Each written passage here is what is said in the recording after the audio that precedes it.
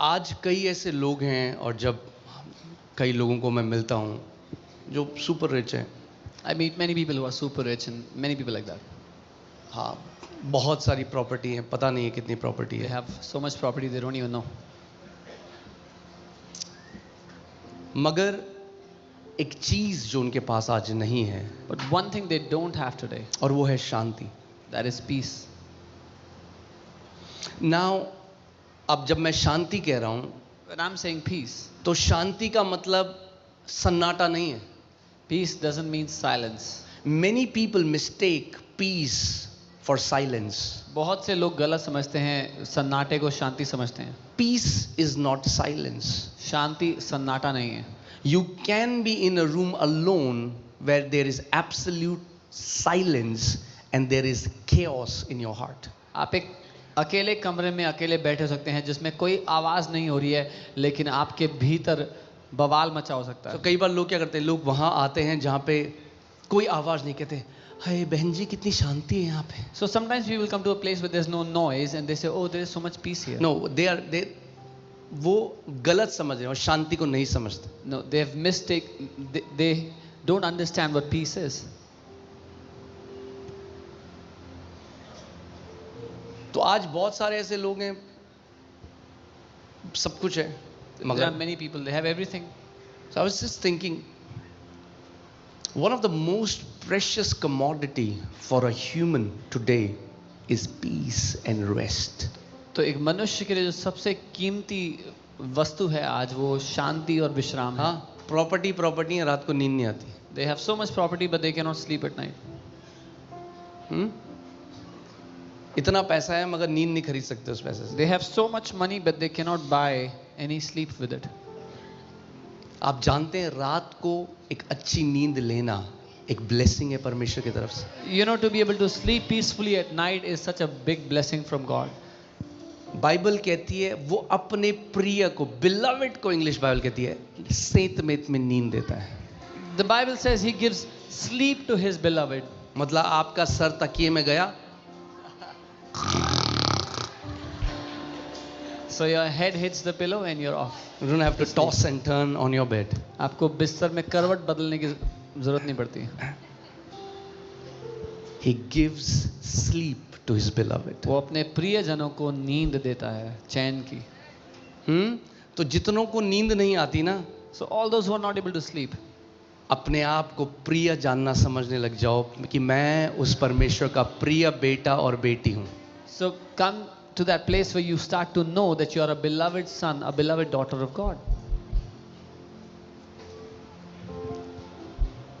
और एक जो भावना, सारी भावनाओं में से सबसे वर्स्ट भावना है जो एक इंसान अनुभव कर सकता है, और वो भावना है भय, fear. And the worst feeling any human can experience is fear. मगर जो भय है या जो डर है वो केवल एक भावना नहीं, बाइबल बताती है वो एक आत्मा है. But fear is not just a feeling or an emotion. The Bible says it's a spirit. Fear is a spirit. Fear is spiritual. आप जानते हैं भय आत्मिक है. Fear is spiritual. भय आत्मिक है. Fear is not natural. भय स्वाभाविक नहीं है. Fear is spiritual. भय आत्मिक है. But just because something is spiritual doesn't mean it's good. लेकिन सिर्फ इसलिए कि कुछ आत्मिक है तो इसका मतलब ये नहीं कि वो अच्छा है. For God, 2 Timothy 1:7, for God has not given us the spirit of fear. God has not given us the spirit of fear. दूसरा तिमोथी 1:7, क्योंकि परमेश्वर ने हमें भय का आत्मा नहीं दिया है. परमेश्वर ने नहीं दिया भय का आत्मा, मगर किसी और ने तो दिया है. God has not given it, but someone else has. So when Bible has to define fear, the Bible is not just saying that it's just an emotion. जब बाइबल को भय की परिभाषा देनी है, बाइबल ये नहीं कि कोई भावना है. So that means fear is a spirit. इसका मतलब भय एक आत्मा है.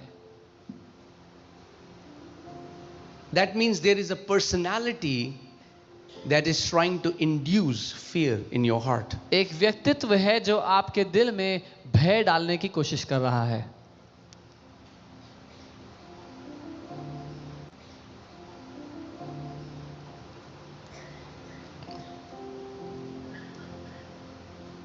भय, fear is terrible. भय बहुत ही बुरा है. One of the worst things you can experience. सबसे खराब भावनाओं में से है जो आप कभी अनुभव Fear कर सकते becomes great fear. हैं. भय महान भय बन जाता है. And when you meditate on fear and it becomes great fear, it starts to attract what you fear.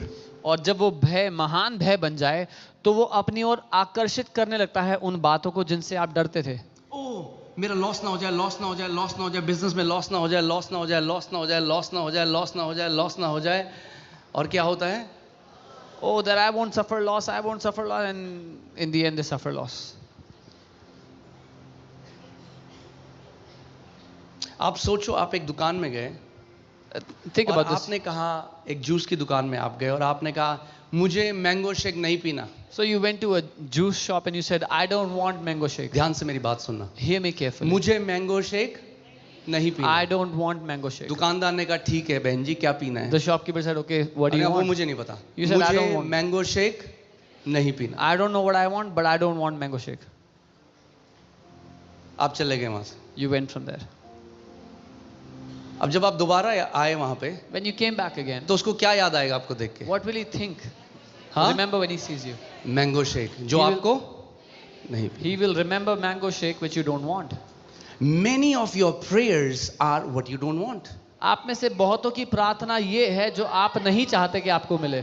The content of your prayer is what you don't want. आपकी प्रार्थनाओं का मुद्दा वो है जो आप नहीं चाहते आपको मिले. So you are not praying out of faith, you are praying out of fear. तो आप विश्वास से प्रार्थना कर ही नहीं रहे, आप तो भय से प्रार्थना कर रहे हैं. प्रभु मुझे ये नहीं चाहिए, Lord, I don't want this. मुझे ये नहीं चाहिए. I don't want और this. आत्मिक जगह में एक ही ध्वनि गूंज रही है जो आपको नहीं चाहिए. In the spirit world, there is only one sound that is echoing, and that is what you don't want.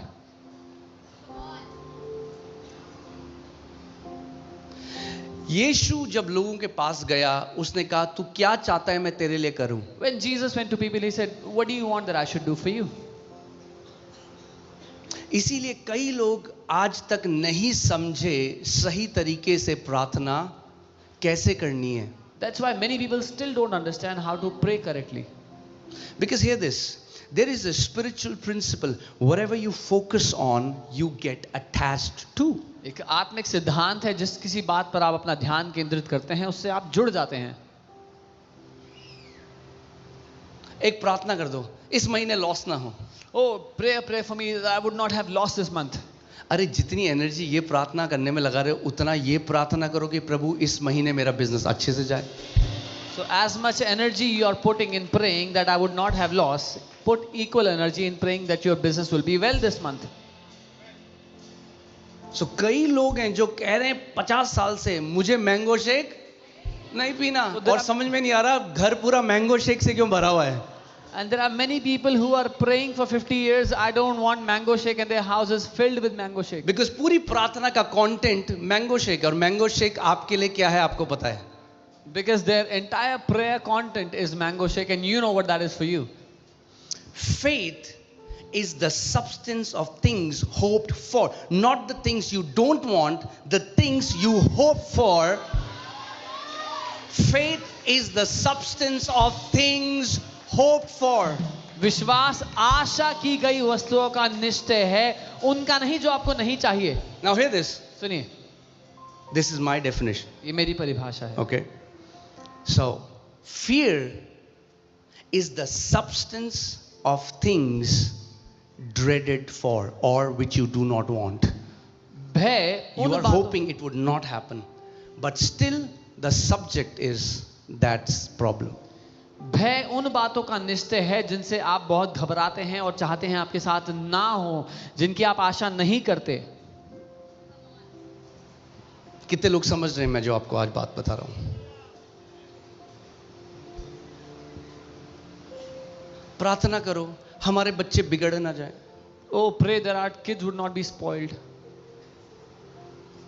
पूरी प्रार्थना क्या है? Mango shake Entire prayer is mango shake, जो नहीं चाहिए. which you don't want. अरे प्रभु कह रहा है भाई क्या चाहिए? The Lord is saying, what do you want? आप एक रेस्टोरेंट में गए जहाँ पे सब कुछ है You go to a restaurant, they have और आप कह रहे everything. नहीं मुझे बटर चिकन नहीं खाना। You say, I don't want butter chicken. Okay, अच्छी बात, बटर चिकन नहीं The खाना। waiter says, okay, क्या good. खाना है? What do you want? मुझे बटर चिकन नहीं खाना। I don't want butter chicken. क्या खाना है? What do मुझे you want? बटर चिकन नहीं I खाना। don't want butter chicken. और तब थोड़ी टाइम में आपके टेबल में बटर चिकन आ And गया। after some time, you have butter chicken on your table. क्यों? उसने किसी और को बोला होगा उसे बटर चिकन नहीं खाना, उसने सुना इनको बटर चिकन खाना है और बटर चिकन आ गया। Because he went and told someone they don't want butter chicken and they Because heard what they was want the butter chicken. content in the conversation? क्योंकि पूरी बातचीत में क्या मुद्दा था? कितने लोग मेरी बात समझ रहे हैं? Faith gives substance to the things you hope for. जिन बातों की आप आशा कर रहे हो, विश्वास उनको निश्चय देता है, ठोस पदार्थ देता है। अच्छी बातों की आशा। बोलो, किसकी आशा? Hope for good things. This word hope comes from the Greek word elpis. ये elpis शब्द से आता है जिसका मतलब है कुछ अच्छा होने जो वाला है, उसकी एक्सपेक्टेशन, उसका आप बेसब्री से इंतजार कर रहे हो कि कुछ अच्छा जो होने वाला है। So something good that is about to happen, you're waiting expectantly for that to happen. That is hope. The word elpis. मगर आपको समझना पड़ेगा कि जो आत्मिक जहां है, जो परमेश्वर ने लॉज या सिद्धांत बनाए हैं, वो इम्पर्सनल हैं, वो कैसे बोलेंगे, व्यक्तिगत नहीं है।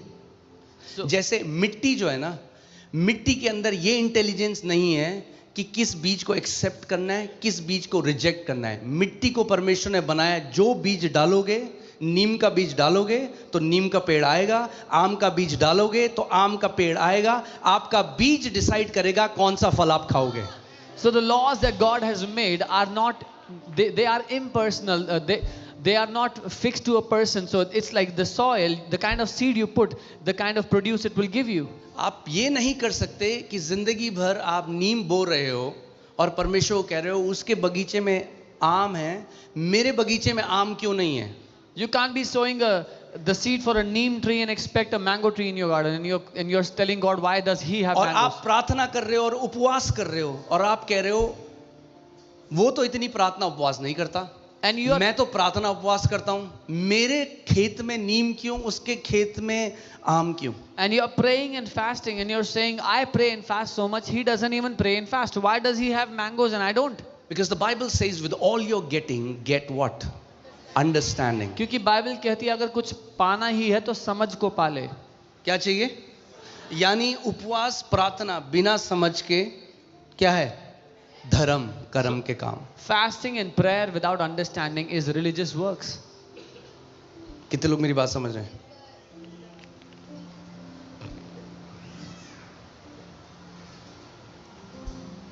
क्योंकि आपके उपवास प्रार्थना से वो नीम का बीज आम नहीं उगाएगा। Because your fasting and prayer will not make the neem tree bring forth mangoes. उस उपवास प्रार्थना से प्रभु ये जरूर कर सकता है कि बुद्धि समझ दे दे कि आप फिर आम का बीज डालने लग जाओ खेत में, तो फिर आपके भी आम के। Through that fasting prayer, maybe God will give you wisdom that you will start to sow mango seeds so you can have fruit of mango. कई मसीह आज क्योंकि आत्मिक सिद्धांतों को नहीं जानते, वो उपवास प्रार्थना को जादू की तरह लेते हैं। Many believers, they don't understand the principles of God, so they take fasting and prayers like magic. और 40 दिन के उपवास में चल जाओ, जो चाहिए प्रभु से मिल जाएगा। Or go in 40-day fasting, whatever you want, God will give you. या हाथ मरोड़ मरोड़ के। ठीक है, एक बात ध्यान से सुनना मेरी बात। Hear me carefully. उपवास प्रार्थना हठ योग नहीं है। हठ योग समझते हो? कई बंदे खड़े हो जाते हैं कि जब तक नहीं मिलेगा ये मेरा प्रण है, तो हट करके परमेश्वर के राज्य में हट जिद्दी बच्चे करते हैं। समझदार बच्चे जानते हैं पिता को कैसे खुश करना है। तो हमें समझदार बच्चे बनना है, हट करके नहीं प्रार्थना का उत्तर पाना है, विश्वास के द्वारा जो पिता को प्रसन्न करता है उसके द्वारा अपनी प्रतिज्ञाओं को उत्तर पाना है। So fasting and prayer is not hunger strike. You cannot be arrogant about what you want and you go into fasting to get that. No, the wise children of God, they know how by principles of faith they can receive what the Father has kept for them. Amen. इसीलिए तो इतने मसीह हैं, कई सालों से उपवास प्रार्थना कर रहे हैं, उनको समझ नहीं आ रहा आज तक क्या प्रॉब्लम क्या है। There are believers fasting since years and they don't understand what the problem is. वो सोचते हैं परमेश्वर का कान बंद है हमारी दुहाई के से। They think God's ears are shut to our असली cries. ये है उनका कान बंद है परमेश्वर की आवाज के लिए। The truth is their ears are shut to God's voice. परमेश्वर का कान बंद नहीं है। God's ears are not shut. वो कह रहा है नीति वचन 4:20 में, हे मेरे पुत्र या मेरी पुत्री, पुत्र पुत्री दोनों आएगा इसमें, हे मेरे पुत्र या मेरी पुत्री, मेरे वचन ध्यान धर कर सुन। He's saying in Proverbs 4:20, my son, my daughter, hear my words intently, carefully. That's the problem. People are trying to twist God's hand. लोग परमेश्वर का हाथ मरोड़ने में लगे हुए हैं. सिद्धांत को आपको समझना है। You have to understand principles. जैसे विश्वास परमेश्वर को प्रसन्न करता है, As faith pleases God, वैसे ही डर शैतान को प्रसन्न करता है। फेवरेट है उसका। similarly fear pleases the devil. It's his favorite. अगर आप डरते हो, कहता है ये है मेरा भक्त। If you are someone who lives in fear, he says, this is my devotee.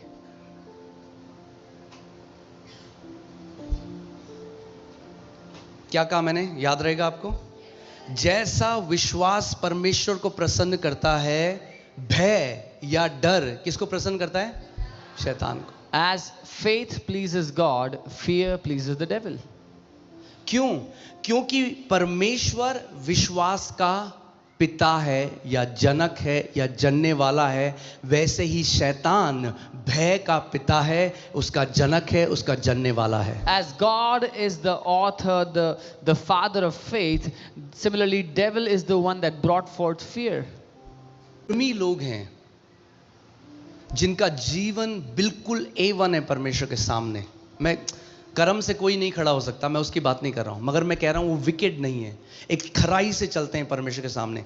मगर तब भी आप देखोगे क्यों इतनी परेशानियों में है, क्योंकि वो एक सिद्धांत को नहीं समझते, और आज हम उसके बारे में थोड़ा बातचीत करेंगे। So there are many righteous people today that walk uprightly before the Lord.